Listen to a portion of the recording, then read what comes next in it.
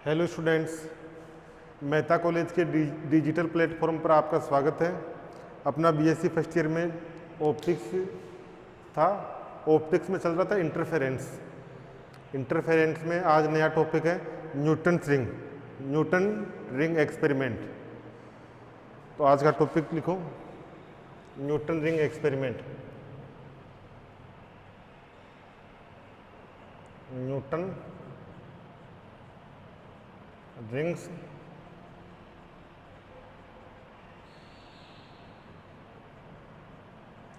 Experiments.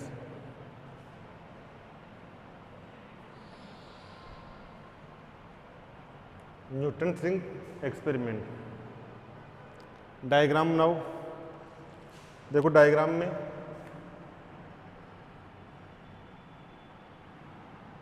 एक समतल कांच की प्लेट, समतल कांच की प्लेट, उसके ऊपर रखा हुआ है समतलोत्तल लेंस, यानी एक लेंस है।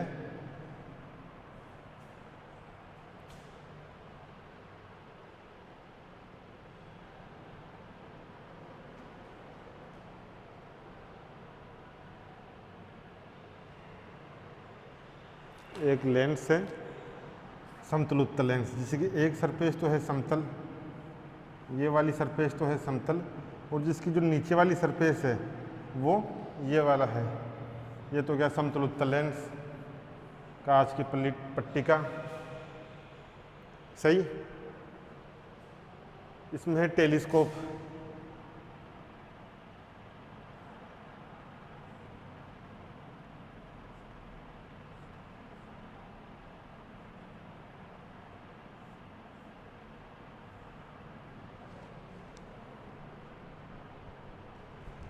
सूक्ष्मदर्शी है। ये तो है आपकी, ये तो है समतलोत्तल लेंस।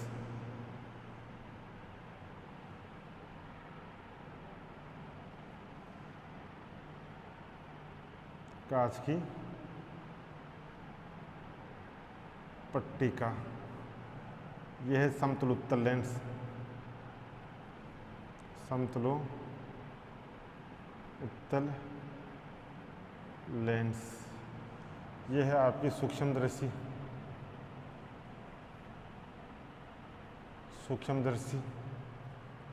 यह है 45 डिग्री के कोण पर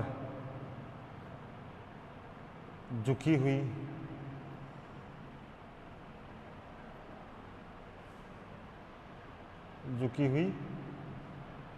कांच की प्लेट। 45 डिग्री के कोण पर झुकी हुई कांच की प्लेट।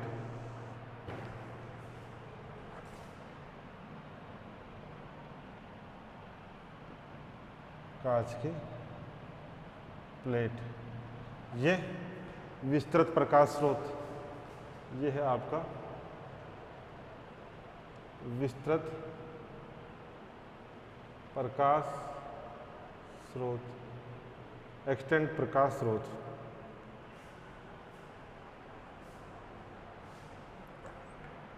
यहाँ से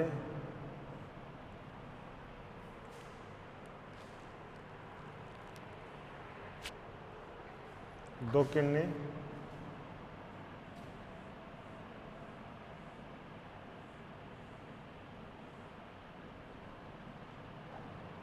दूसरी है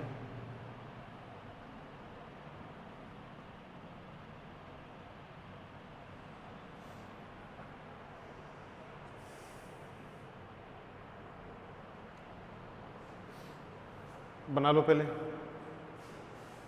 डायग्राम थोड़ा बड़ा बनाना, इसमें सारा डायग्राम से चलेगा।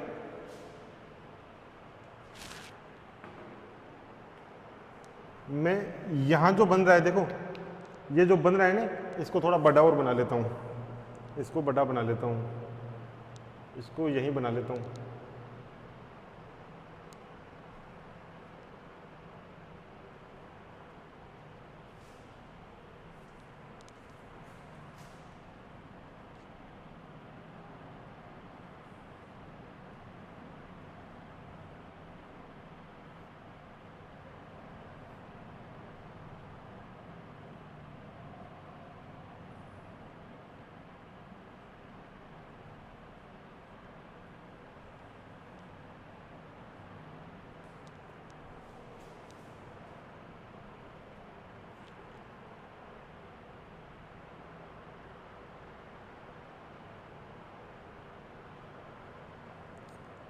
सबसे पहले तो देखो यहाँ एक फानाकार फिल्म बन रही है, ये वाली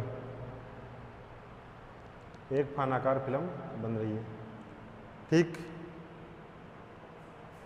देखो इसमें क्या होता है, न्यूटन रिंग एक्सपेरिमेंट में विस्तृत प्रकाश स्रोत है, विस्तृत प्रकाश स्रोत से प्रकाश की किरणें 45 डिग्री के कोण पर झुकी हुई कांच की प्लेट पर आपतित होती हैं।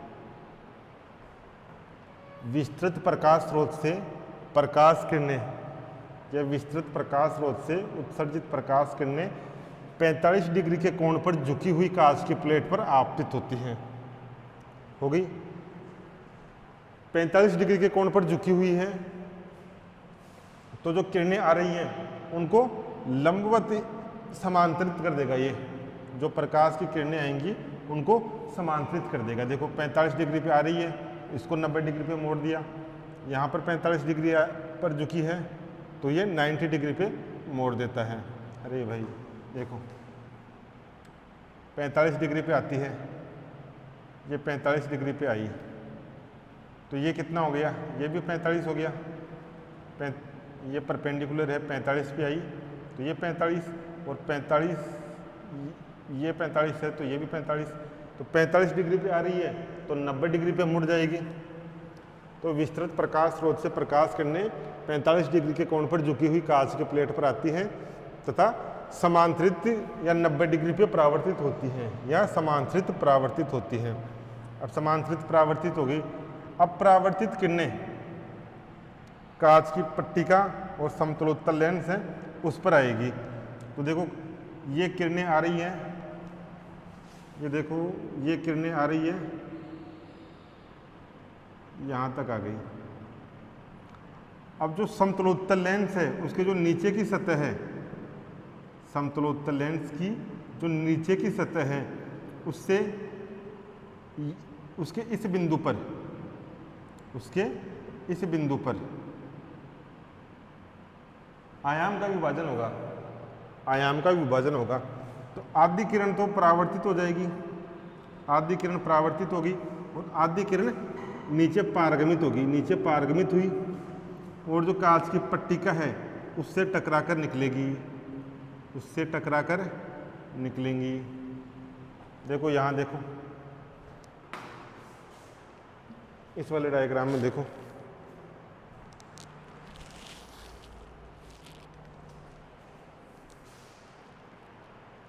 इस वाले डायग्राम में देखो, ये तो है आपका कांच की प्लेट, कांच की प्लेट, ये तो आ गई कांच की प्लेट। इस पे रखा हुआ है ये दर्पण, समतलोत्तल लेंस। ठीक, किरण आई यहाँ पर, किरण आई यहाँ पर, यहाँ से आधी मुड़ गई, आधा तरंग दे रही है, मुड़ गया। समतलोत्तल लेंस की जो नीचे की सतह है उससे आधा इधर चला गया, आधा जाएगा जो कांच की प्लेट है वहाँ, यानी आधा तो परावर्तित हो गया, आधा पारगमित होगा, पारगमित होने के बाद कांच की पट्टिका से परावर्तित होगा। एक ही तरंग से, एक ही किरण से दो किरणें बन गई, ये आगे जाके अध्यारोपित होगी, अध्यारोपित होगी और व्यतिकरण फ्रिंजें बनाएंगी। उन फ्रिंजों को सूक्ष्म दृष्टि से देखेंगे, उन फ्रिंजों को सूक्ष्म दृष्टि से देखेंगे। तो अपन ने यहाँ दो किरण ली है, किरण फर्स्ट, किरण सेकंड। किरण 2 के साथ भी सेम प्रोसेस है, जो आपकी किरण है सेकंड उसके साथ भी सेम प्रोसेस है। उसमें भी क्या होता है, प्रकाश स्रोत से आती है, 45 डिग्री के कोण पर झुकी हुई प्लेट से टकरा के समतलोत्तल लेंस की जो नीचे के सरफेस है उससे परावर्तित होगी, उससे परावर्तित होगी। आधी किरण कांच की पट्टिका से परावर्तित होती है। इसमें लिखो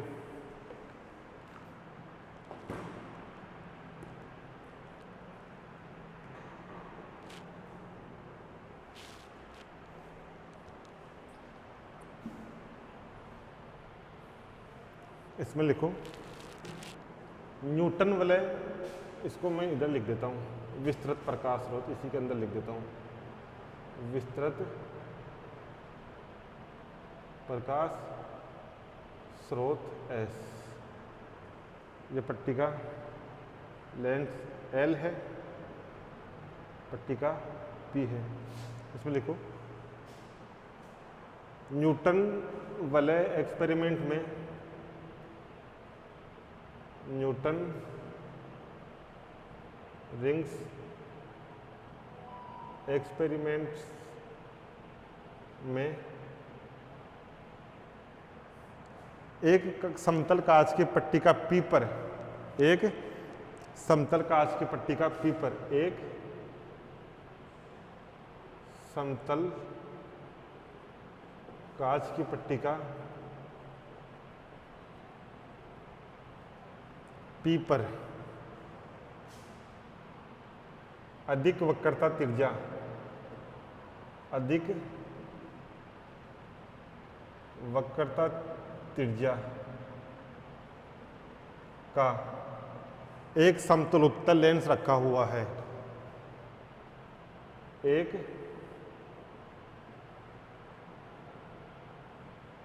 समतलोत्तल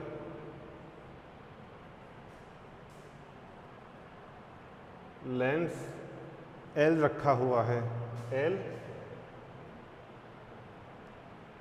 रखा हुआ है। ये हो गया।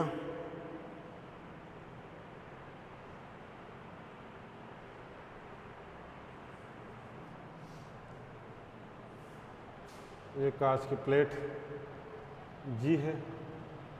अब इसमें लिखो विस्तृत प्रकाश स्रोत से,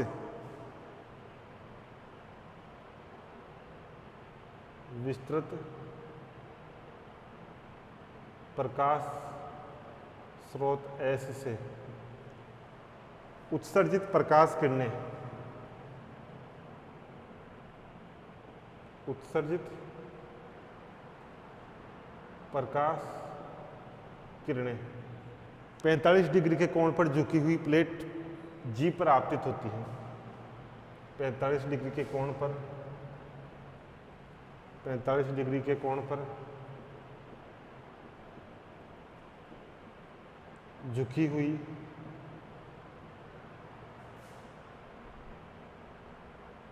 कांच की पारदर्शी प्लेट या कांच की प्लेट, कांच की प्लेट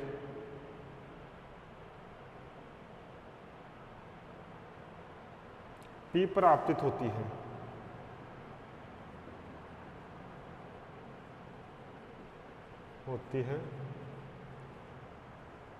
तथा 90 डिग्री पर परावर्तित होती हैं, तथा 90 डिग्री पर परावर्तित होती हैं या समांतरित 90 डिग्री पर परावर्तित होती हैं।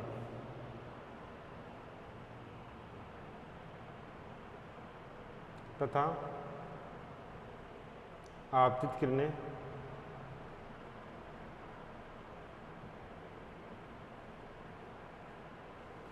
नब्बे डिग्री पर परावर्तित होकर परावर्तित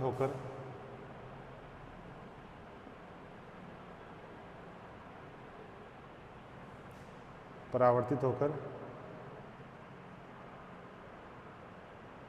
समतलोत्तल लेंस पर आपतित होती है।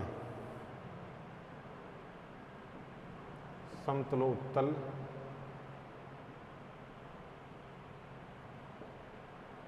लेंस L पर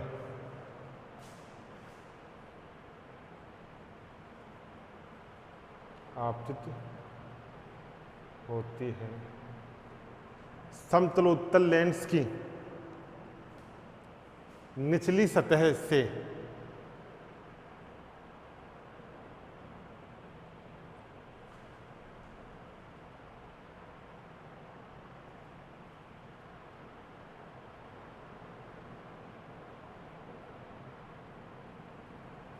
समतलोत्तल लेंस की निचली सतह पर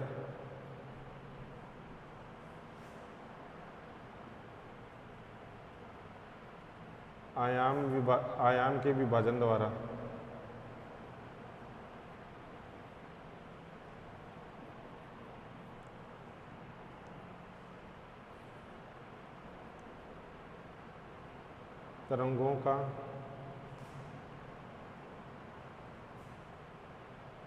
तरंगों के आधे आयाम का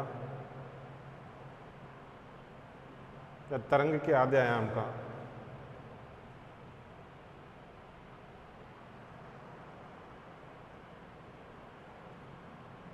तरंग के एक तरंग मान ली आधे आयाम का परावर्तन हो जाता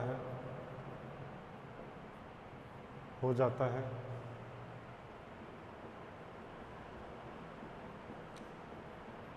तथा शेष तरंग पारगमित होकर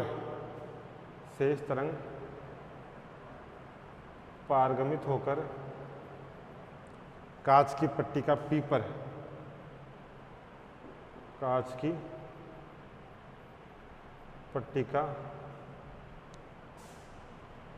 P पर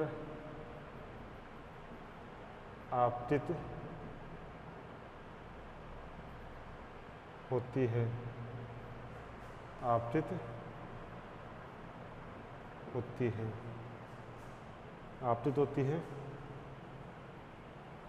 तथा परावर्तित होती है। इस प्रकार हमें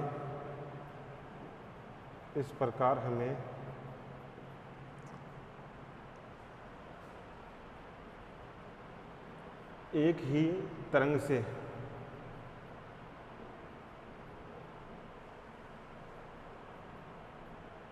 समान आवर्ती तथा लगभग समान आयाम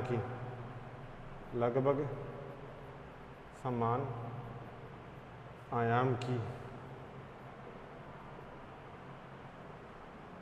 दो तरंगें प्राप्त होती हैं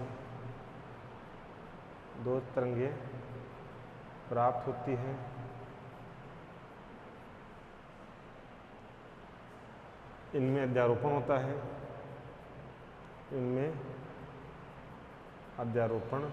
होता है तथा व्यतिकरण या ये अध्यारोपित होकर व्यतिकरण प्रारूप प्रस्तुत करती हैं, या इनमें अध्यारोपण होता है तथा व्यतिकरण फ्रिंजें बनती हैं। इन फ्रिंजों को दूर सूक्ष्मदर्शी द्वारा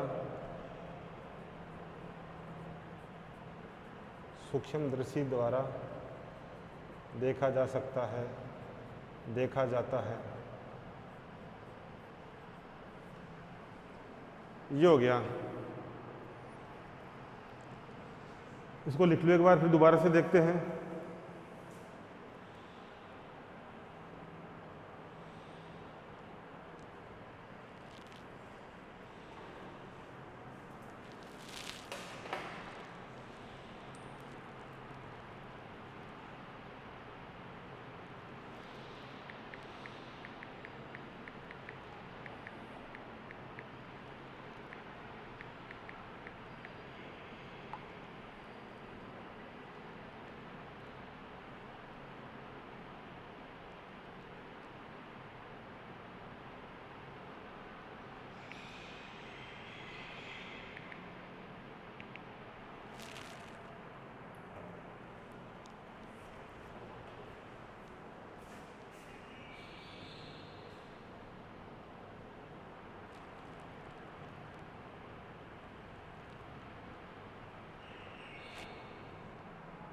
ये देखो,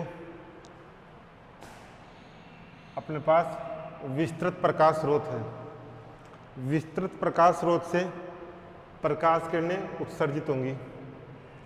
उत्सर्जित प्रकाश किरणें 45 डिग्री के कोण पर झुकी हुई प्लेट, ये जो 45 डिग्री के कोण पर झुकी हुई प्लेट है इस पर आपतित होती हैं। 45 डिग्री पर आपतित होती हैं तो 90 डिग्री कोण पर परावर्तित होंगी।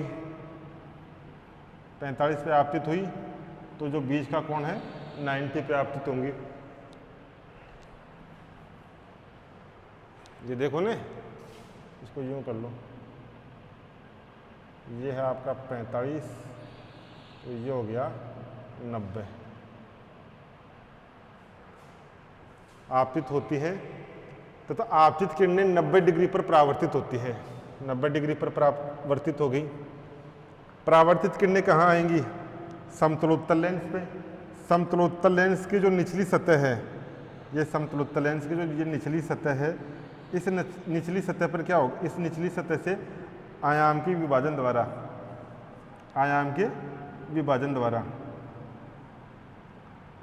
आद्य आयाम का तो हो जाएगा परावर्तन। देखो यहाँ से आद्य आयाम का तो हो गया परावर्तन, आद्य आयाम का परावर्तन हो गया, तथा जो शेष की तरंग बची या जो शेष किरण बची वो निचली जो नीचे का आज की पट्टिका है इस पे आएगी, इससे परावर्तित होगी और परावर्तित होती हुई यहाँ आ जाएगी।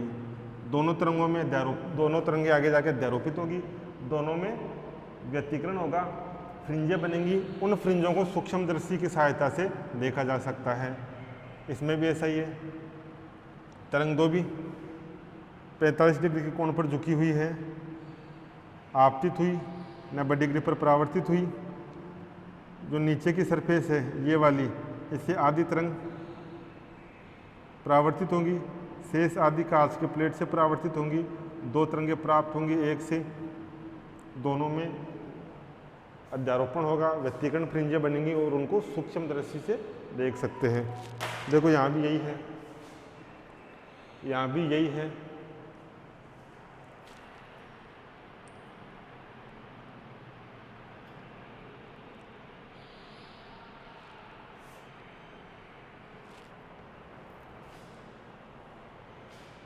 न्यूटन रिंग एक्सपेरिमेंट में समतल कांच की पट्टिका पर अधिक वक्रता त्रिज्या का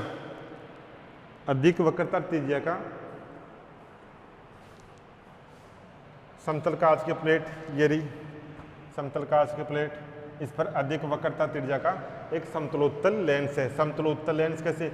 इसकी ये वाली सतह तो सरफेस प्लेन और ये वाली उत्तल, तो एक कांच की प्लेट पर एक समतलोत्तल लेंस रखा हुआ है।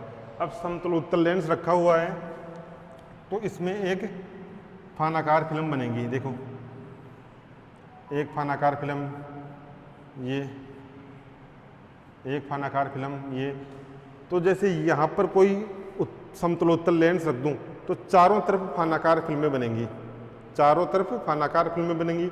बीच में जो आपका समतलोत्तल लेंस है बीच में से टच रहेगा, इसके बीच में से टच रहेगा और किनारों से टी दूरी पर रहेगा।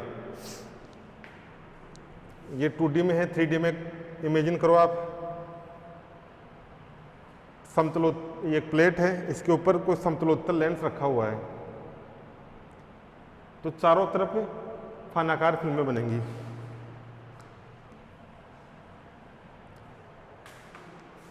विस्तृत प्रकाश स्रोत एस से उत्सर्जित प्रकाश किरणें 45 डिग्री के कोण पर झुकी हुई कांच के प्लेट पर आपतित होती हैं। इससे उत्सर्जित तरंगें 45 डिग्री के कोण पर झुकी हुई कांच के प्लेट पर आपतित हुई। आपतित किरणें 90 डिग्री पर परावर्तित होकर समतलोत्तल लेंस की निचली सतह पर आती हैं। 45 डिग्री पे आई, यहाँ से 90 डिग्री पे परावर्तित हुई और जो समतलोत्तल लेंस है इसकी जो नीचे की सतह है यहाँ पर आई। यहाँ पर आयाम का विभाजन हुआ, आयाम के विभाजन द्वारा तरंग का आधा भाग परावर्तित हो गया तथा शेष आधा भाग पारगमित होकर कांच की पट्टिका P पर आया। कांच की पट्टिका P से परावर्तित हुआ और ये चला गया। इस प्रकार एक तरंग से 2 तरंगें प्राप्त हुई जो समान आवर्ती की और समान आयाम की होंगी। समान आवर्ती और समान आयाम की ये तरंगें आगे जाकर द्वैरोपित होगी, इनमें व्यतिकरण फ्रिंजें बनेंगी और उन फ्रिंजों को सूक्ष्म दृष्टि से देखा जा सकता है।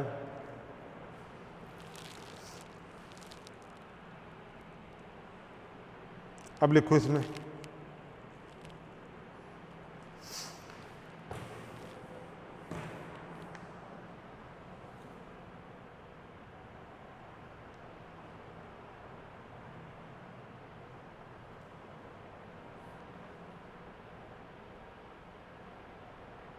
जो परावर्तित तरंगे हैं, जो परावर्तित तरंगे हैं ये, इनमें पथांतर निकालेंगे। इसमें पहला लिखो परावर्तित प्रकाश में या परावर्तित तरंगों में।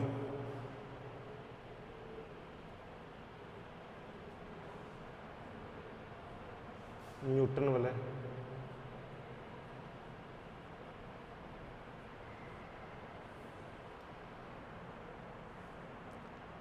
यहां थिन फिल्म बन रही है, ये देखो थिन फिल्म ऐसा बन रहा है, ये थीटा, ये थिन फिल्म बन रही है।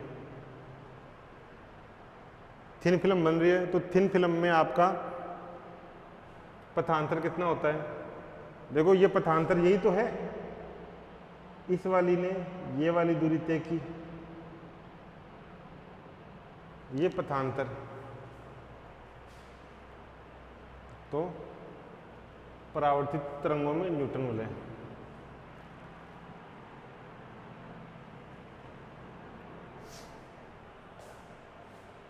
इसमें लिखो परावर्तित तरंगे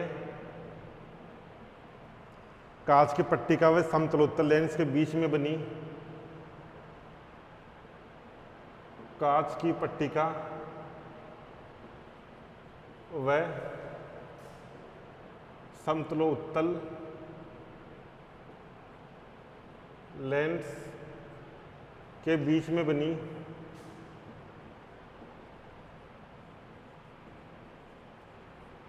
फानाकार फिल्मों द्वारा प्राप्त होती हैं, बनी फानाकार फिल्मों द्वारा प्राप्त होती हैं,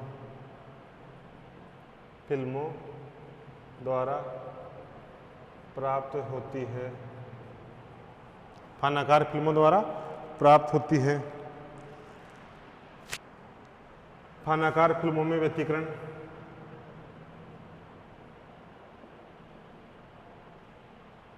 तथा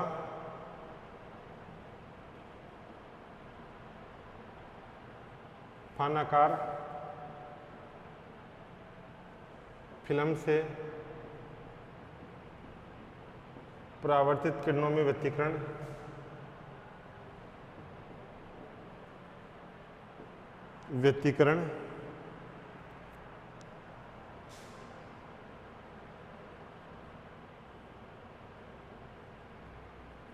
to mu t cos theta plus r, ये निकाला था cos theta plus r,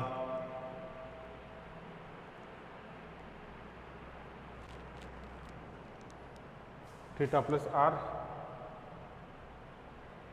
cos theta plus r, cos theta plus r आया था। स्टोक का नियम लगा था, स्टोक का नियम लगा था कि नहीं लगा था? स्टोक का नियम लगा था, लैम्ब्डा बाई 2, ये पथांतर आ गया था। अब यहां देखो लंबवत आपतित हो रही है, आर का मान 0 तथा थीटा अत्यल्प है, थीटा अत्यल्प है, थीटा अत्यल्प है, तो ये कोस थीटा प्लस आर क्या हो जाएगा? 1 कोस थीटा प्लस आर, देखो आर का मान 0, तो ये हो गया कोस थीटा, थीटा का मान कम है, नेगलेक्ट है, तो कोस 0 1, तो कोस 0 1 तथा थीटा लगभग 0, अतः कोस थीटा प्लस आर 1 व फानाकार फिल्म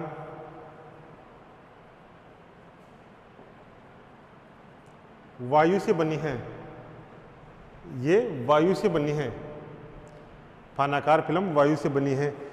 जैसे ये आपकी पतली कांच की प्लेट, इसके ऊपर मैं समतलोत्तल लेंस या जैसे अपनी कटोरी होती है, कटोरी रख दूं तो चारों तरफ फानाकार फिल्म बनेगी और वो फानाकार फिल्म वायु से बनी रहेगी। तो फानाकार फिल्में वायु की होती हैं, फिल्में वायु से बनी होती हैं, वायु से बनी होती हैं। तथा वायु के लिए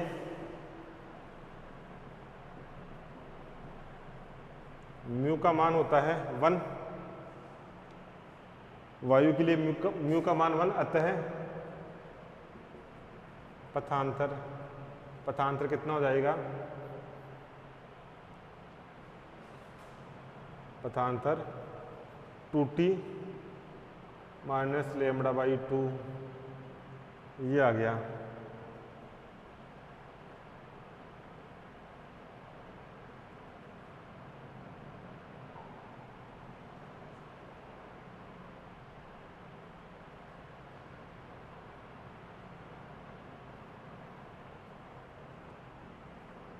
अब संपोषी और विनाशी के लिए यहाँ देख लेते हैं। संपोषी और विनाशी के लिए पहला संपोषी व्यतिकरण के लिए, संपोषी व्यतिकरण कब होगा, जब दूरदर्शी में दीप्त तरंगें बने,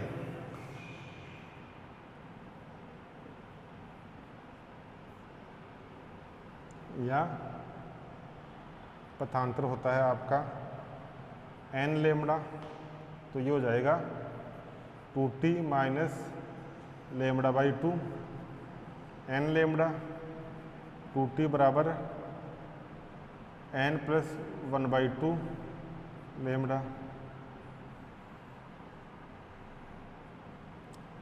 दीप्त फ्रिंजें बनेंगी,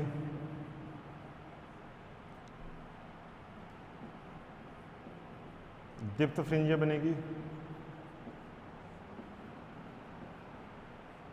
विनाशी में विनाशी व्यतिकरण, पथांतर कितना होता है, पथांतर होता है विनाशी व्यतिकरण में, ये होता है n प्लस माइनस 1/2 लेमड़ा। यहाँ से प्लस का मान रख लो या माइनस का मान रख लो, माइनस का रखेंगे तो ये आ जाएगा, तो ये हो जाएगा 2t minus λ/2 n minus 1/2 lambda. यहाँ से अपने पास आ गया 2t, उधर ले जाएंगे तो माइनस λ/2 से λ/2 कैंसिल आउट हो जाएगा, अपने पास आएगा n लेमड़ा, n लेमड़ा आएगा, यानी अदीप्त फ्रिंजें बनेंगी, अदीप्त फ्रिंजें बनेगी। ये नोट करो, पथांतर डायरेक्ट लिख दिया, कहाँ से, फानाकार फिल्मों से। फानाकार फिल्मों में 2μt cos theta plus r होता है, यहाँ थीटा 90 डिग्री पे आ रही है तो थीटा 0 हो गया, सॉरी r 0 हो गया, थीटा अत्यल्प बहुत कम है, क्यों, वक्रता त्रिज्या ज़्यादा है।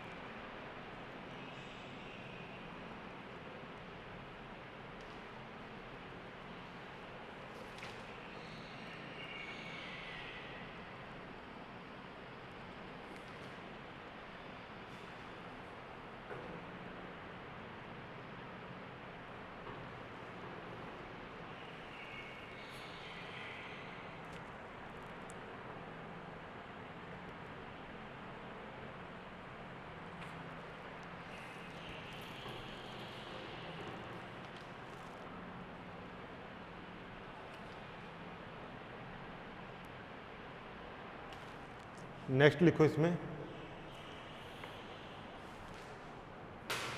डायग्राम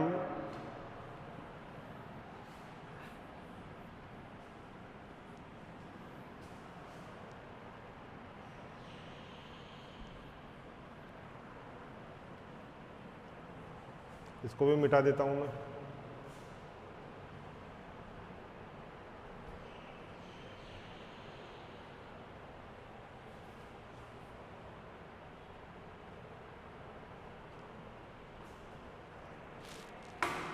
इसमें लिखो अदीप्त व प्रदीप्त वलयों के व्यास दीप्त व अदीप्त फ्रिंजों के या वलयों के व्यास।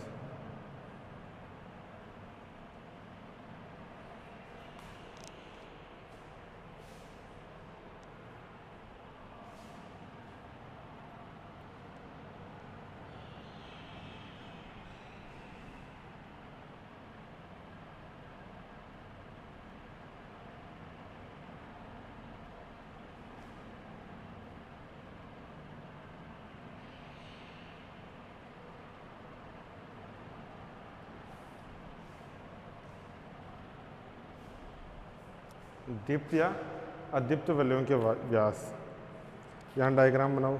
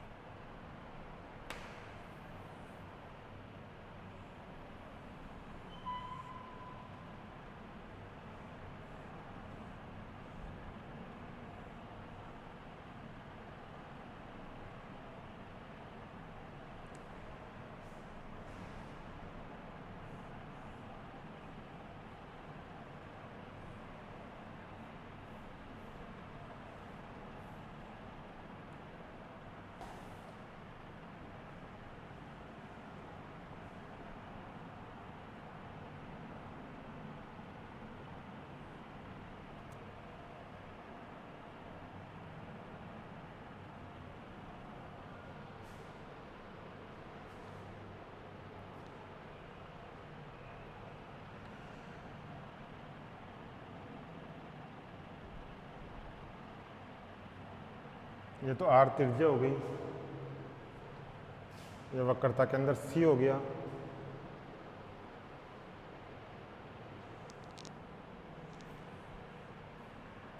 यहाँ पर ये मोटाई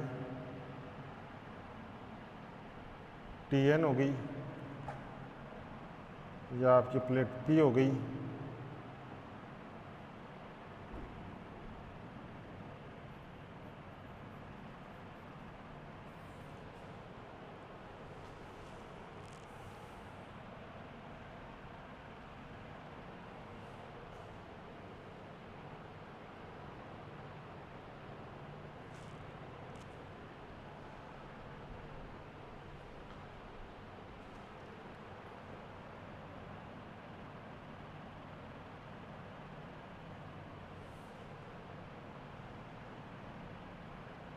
ये बना लो।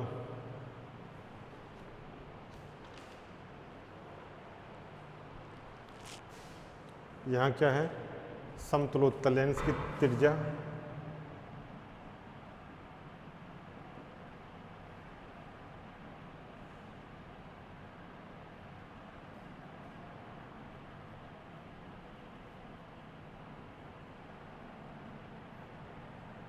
आर,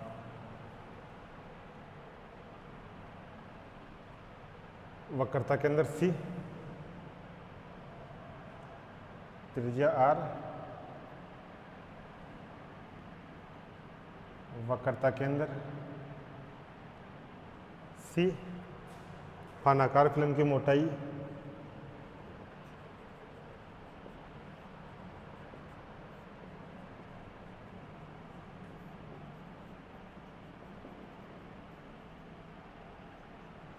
TN ये है।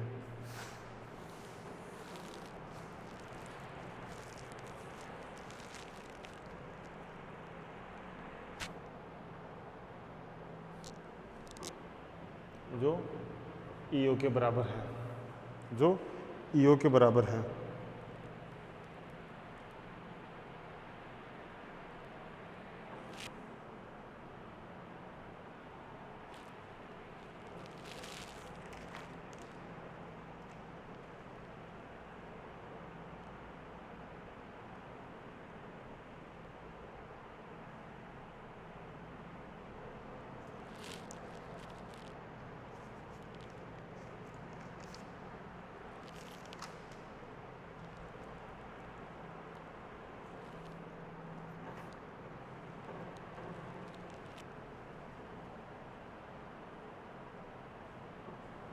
यहाँ एनवी फ्रिंज ए बनती है जिसकी त्रिज्या RN EA के बराबर है। तो इसमें लिखो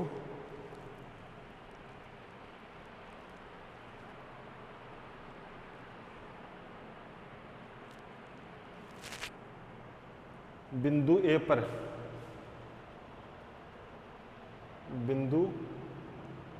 पर एनवी फ्रिंज बनती है, एनवी फ्रिंज बनती है जिसकी त्रिज्या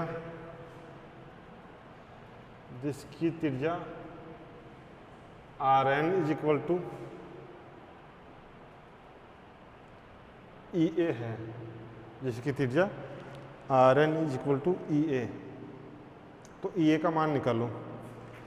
EA का मान क्या हो जाएगा?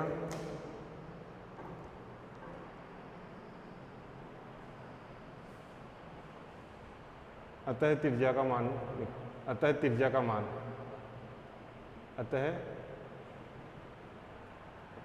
त्रिज्या EA का मान क्या हो जाएगा? पाइथागोरस प्रमेय से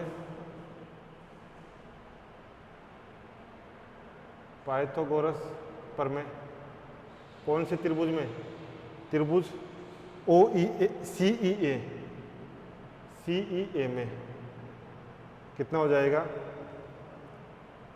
EA का square is equal to CA का स्क्वायर माइनस CE का स्क्वायर। तो ये तो जाएगा आपका RN का स्क्वायर।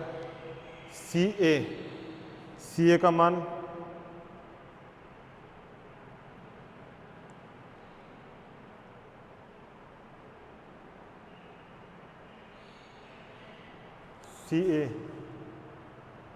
CA का मान है आपका R।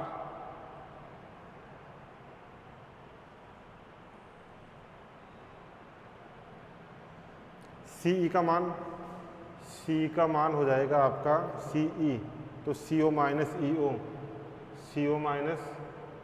EO का स्क्वायर, CO माइनस EO का स्क्वायर।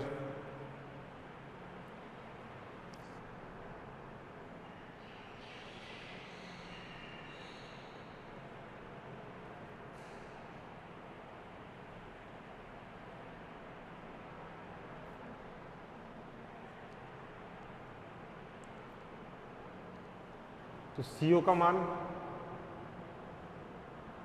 R स्क्वायर माइनस, देखो CO भी क्या है?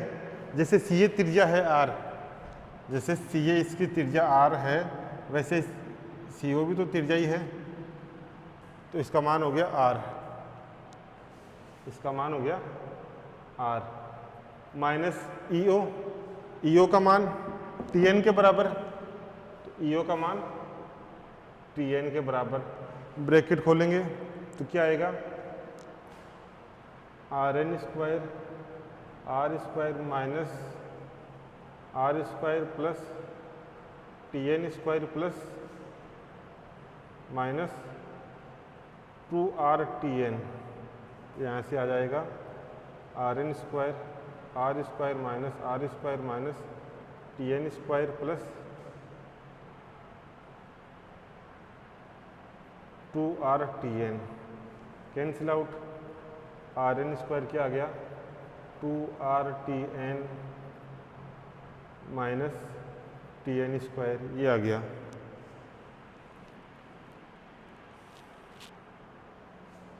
अब देखो यहाँ पर R की तुलना में Tn का मान बहुत कम है। Tn का मान कम है किसकी तुलना में? R की तुलना में। Tn का मान तो छोटा सा ही है और R का मान ज़्यादा है। तो यहाँ से जैसे ये मान लो ये 100 है, ये 0.1 है, और यहाँ तो देखो इसका भी स्क्वायर हो रहा है, इसका भी स्क्वायर हो रहा है, तो यानी 0.01, ये तो बिल्कुल नेगलेक्ट हो जाएगी, ये तो बिल्कुल नेगलेक्ट। तो यहाँ लिख दो Tn r, अतः Tn² = 0।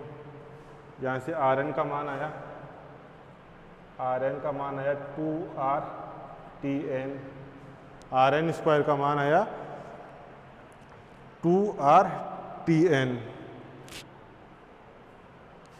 ये आ गया Rn² का मान 2RTn।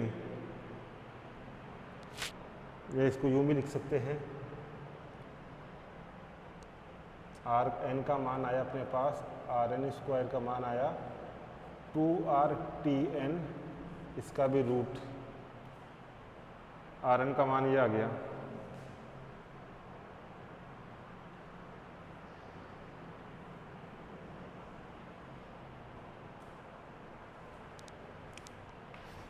देखो वही है डायग्राम, ये रेड है वो आपका डायग्राम था, वो डायग्राम है। अब अपन ने लेंस को आगे तक बढ़ा लिया, तो ये तो हो गया लेंस का वक्रता के अंदर। ए बिंदु पर अपनी NV फ्रिंज बनती है, यहाँ पर NV फ्रिंज बनती है ए बिंदु पर, तो CA दूरी R, वक्रता त्रिज्या CO, ये भी R हो गया, और EA ये RN त्रिज्या हो गई, जो फ्रिंज बनती है उसकी त्रिज्या। पाइथागोरस प्रमेय से Rn का मान निकाल लिया, लेकिन अपन तो क्या निकाल रहे हैं? व्यास, वलय का व्यास।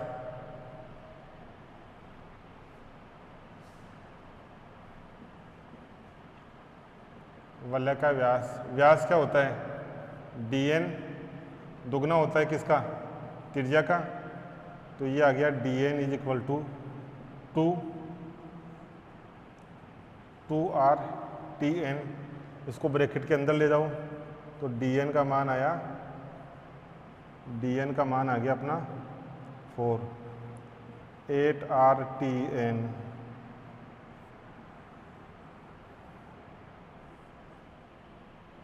ये मान आ गया, यहाँ तक नोट करो।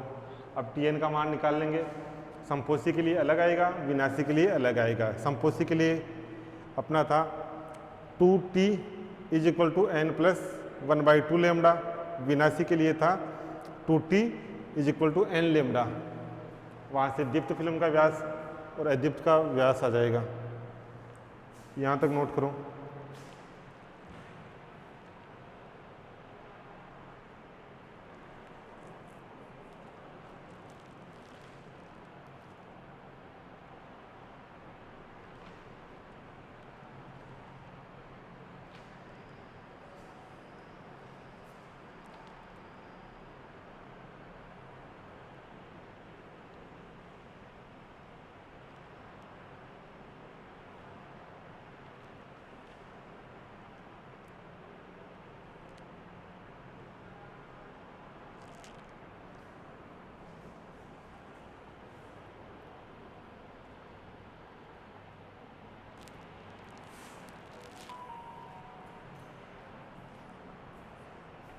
इसको मिटा देता हूँ मैं। dn का मान याद रखना है, dn का मान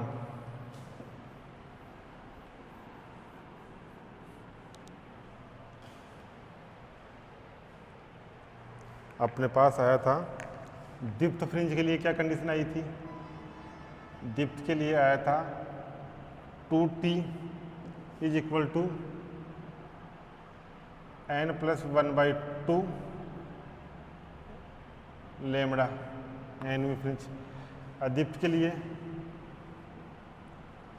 आया था 2tn n लेमड़ा, 2t आया था, nv है तो n लेमड़ा, और dn का मान आ गया 8rtn। अब निकाल लो, सबसे पहले तो इसी का निकाल लो, अदीप्त फ्रिंज का व्यास, अदीप्त वलय का व्यास।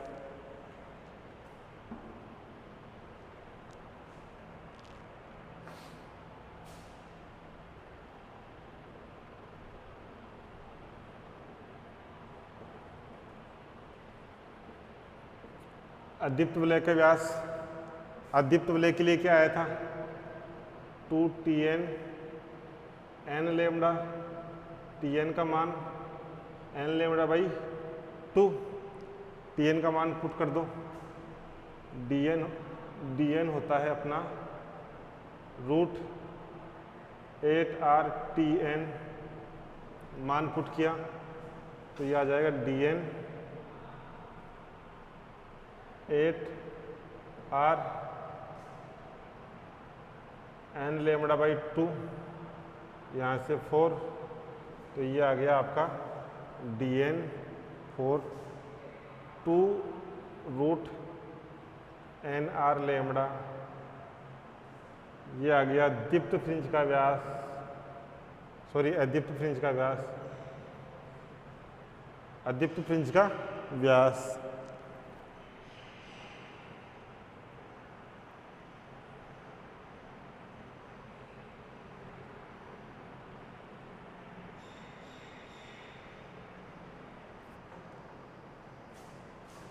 किन किन पे डिपेंड कर रहा है? अदीप्त वलय का व्यास किन किन पे डिपेंड कर रहा है? n प्राकृत संख्याओं के वर्गमूल पर, r वक्रता त्रिज्या पर, लेमड़ा प्रकाश के तरंग धैर्य पर। दूसरा लिखो, दीप्त वलय का व्यास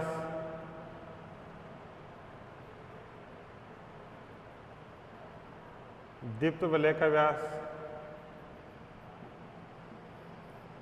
दीप्त वलय के लिए कंडीशन क्या है? दीप्त वलय के लिए कंडीशन है अपनी 2tn n+1/2 लेमड़ा, इसको ऐसे भी लिख सकते हैं 2n+1 लेमड़ा बाई 2 लिख सकते हैं। यहाँ से देखो, ये tn कितना हो गया? tn हो गया 2n+1 लेमड़ा बाई 4, पुट कर दो, dn का मान है √8rtn, पुट किया तो ये हो जाएगा, ये तो आपका 8rtn का मान 2n+1 और लेमड़ा अपॉन 4 2, तो ये हो गया आपका, जी यहाँ लिखूँ मैं, ये हो गया अपना 2r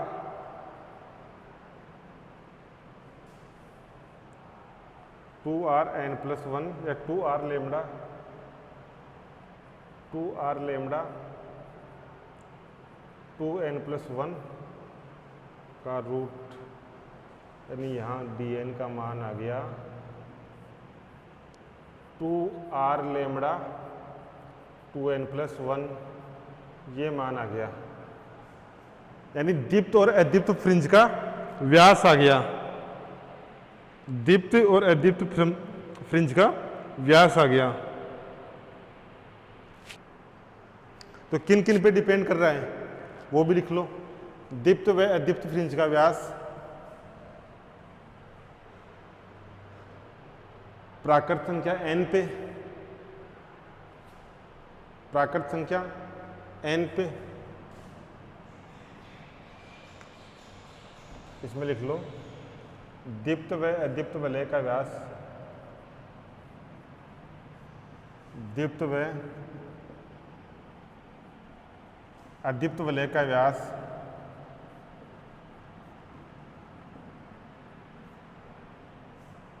समतलोत्तल लेंस की वक्रता त्रिज्या पर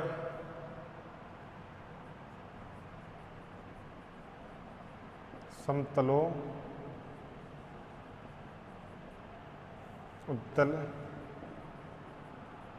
लेंस की वक्रता त्रिज्या पर प्रकाश के तरंग दैर्घ्य पर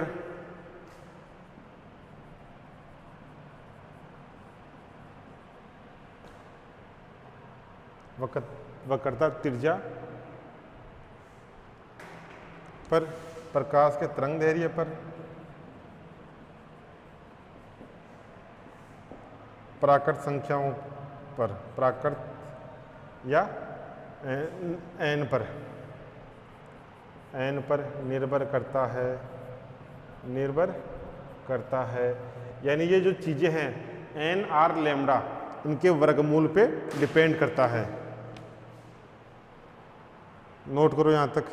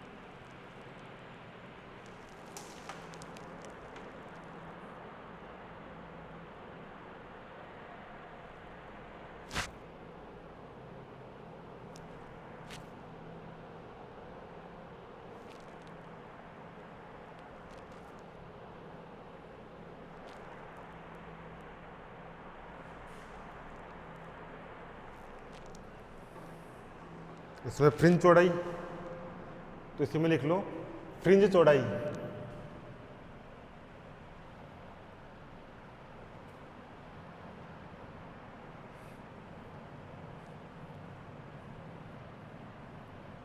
छोटा सा टॉपिक है फ्रिंज चौड़ाई।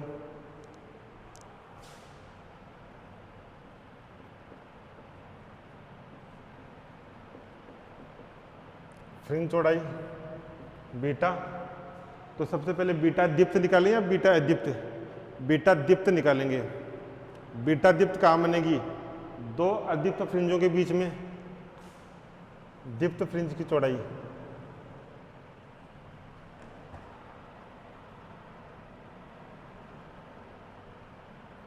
बीटा दीप्त, बीटा दीप्त कहाँ बनेगी? बीटा दीप्त बनेगी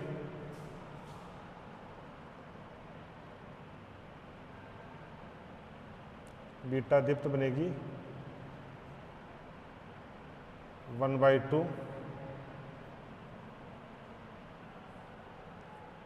दो फ्रिंजों के, दो अदीप्त के बीच में बनेगी बीटा दीप्त, दो अदीप्त फ्रिंजों के बीच की दूरी, दो अदीप्त फ्रिंजों के बीच की दूरी, दो अदीप्त फ्रिंजों के बीच की दूरी। अपने पास है वलय,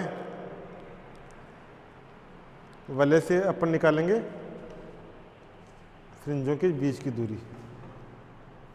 व्यास है तो व्यास से त्रिज्या का मान निकाल लेंगे, यानी ये हो जाएगा बीटा, बीटा दीप्त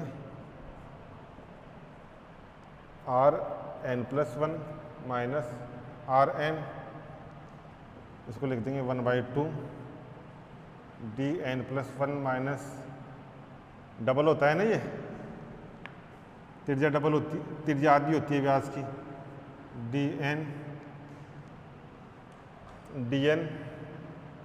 कितना आया? dn का मान 1/2। देखो dn का मान कितना आ रहा है, इसको ऐसे भी लिख सकते हैं 4 nr लैम्डा तो ये हो जाएगा 4 n+1 r lambda minus 4 n r lambda. यहाँ से देखो 1/2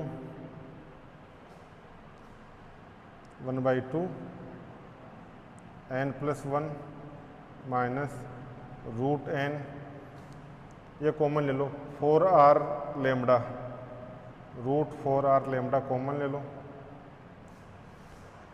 ये 2 बाहर आएगा, इससे कैंसिल आउट हो जाएगा। तो n+1 minus n r lambda, ये आ गया आपका बीटा दीप्त। बीटा दीप्त n पे डिपेंड कर रही है, n का मान तो समान नहीं होगी, n पे डिपेंड कर रही है, तो फ्रिंज चौड़ाई समान नहीं होगी। यहाँ तक नोट करो कि बीटा दीप्त निकाल लिया, इसी प्रकार यहाँ से बीटा अदीप्त निकाल लेंगे। नोट करो इसको।